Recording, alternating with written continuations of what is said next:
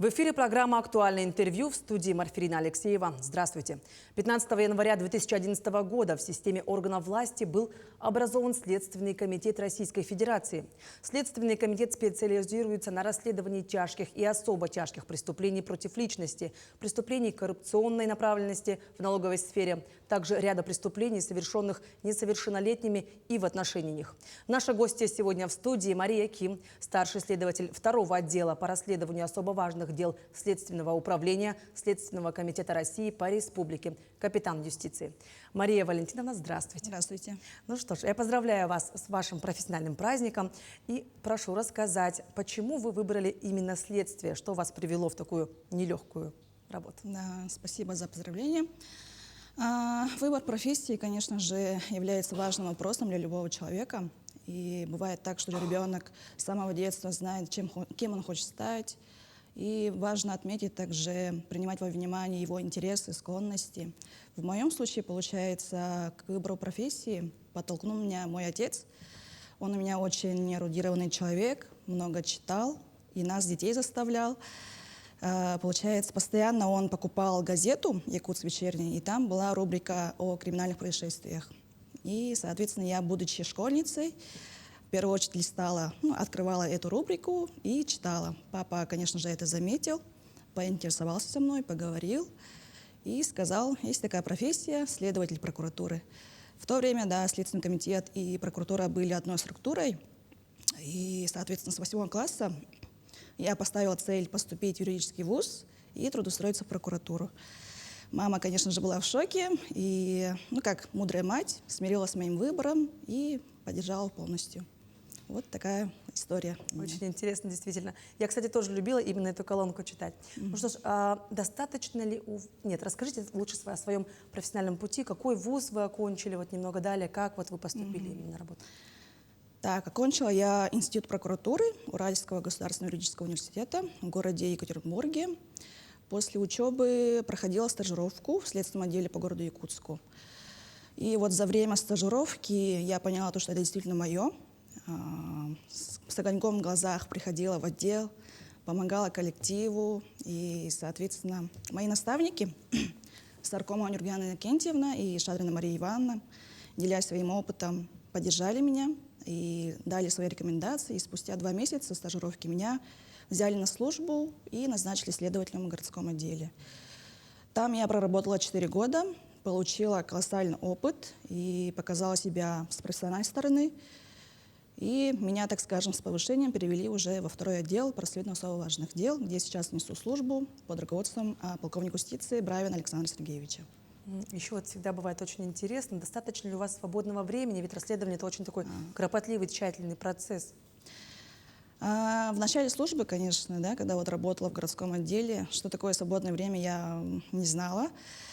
То есть работа следователя, она сопряжена с ненормированностью. Следователь не может не выехать на место преступления, ссылаясь на окончание рабочего дня.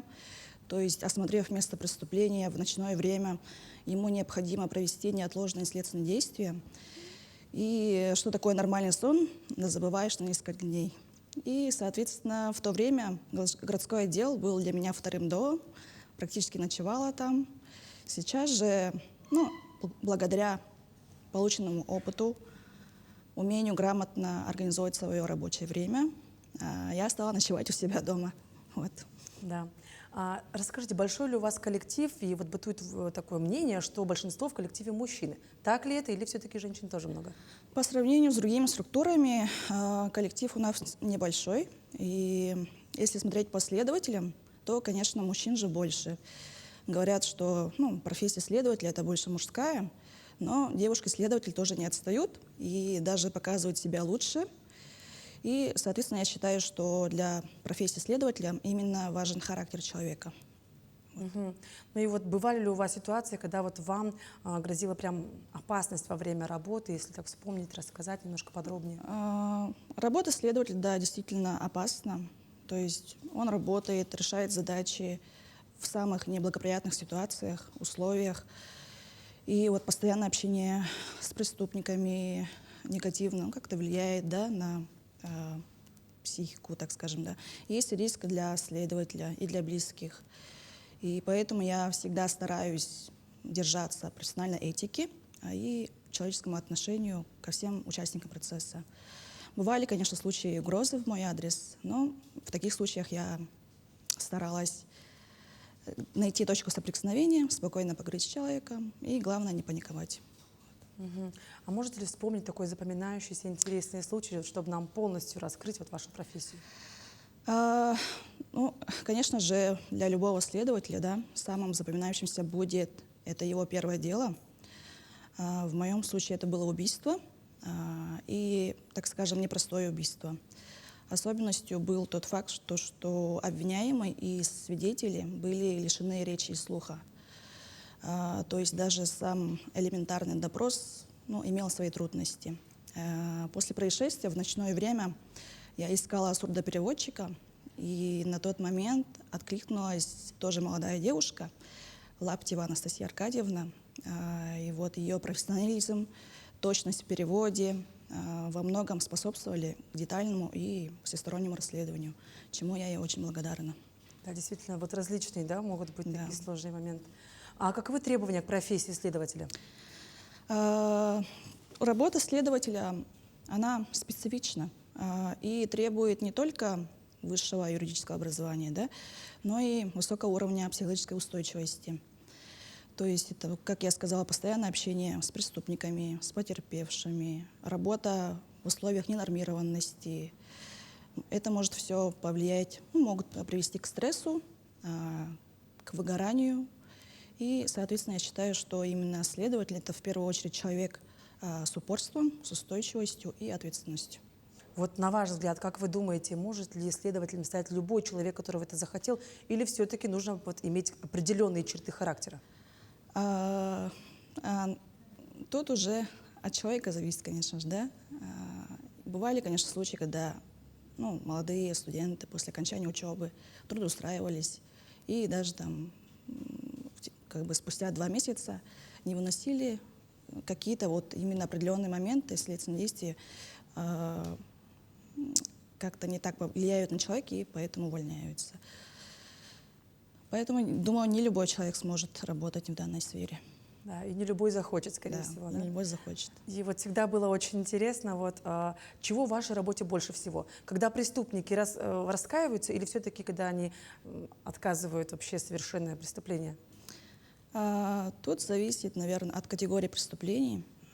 То есть при расследовании преступлений против личности там, конечно же, раскаяния больше, потому что это могут быть очевидные преступления, могут быть там неопровержимые доказательства.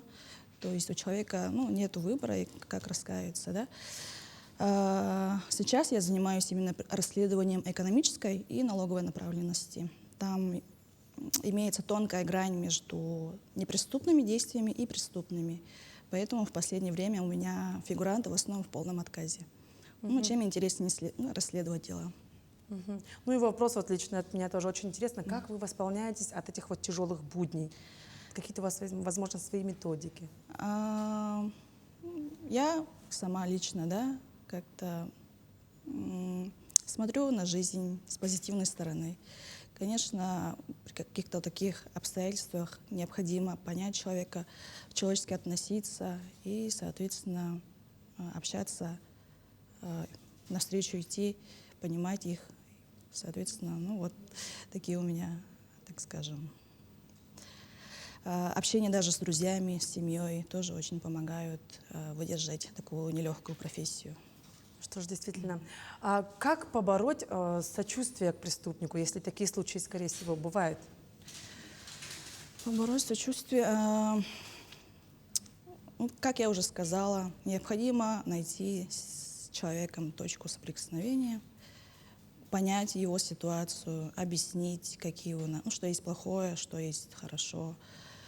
И в моем случае, на моей практике, ну, люди в основном шли ко мне навстречу и рассказывали детально о совершенном преступлении, либо же раскаивались, ну, как-то так. Мгм. Ну что ж, у вас есть возможность сегодня поздравить с профессиональным праздником своих коллег. Уважаемые пенсионеры, ветераны, сотрудники Следственного комитета, Поздравляю вас с Днем образования Следственного комитета Российской Федерации. Желаю вам всегда следовать по курсу уверенности, чтобы любое дело доводить до верного победного конца.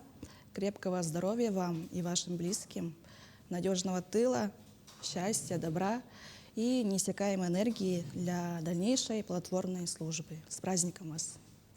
Я также присоединяюсь к вашему поздравлению, Мария Валентиновна. Спасибо, что вы уделили время, пришли, рассказали нам интересные моменты, ответили на наши актуальные вопросы. Но я напомню, что в эфире была программа «Актуальное интервью». Оставайтесь с нами.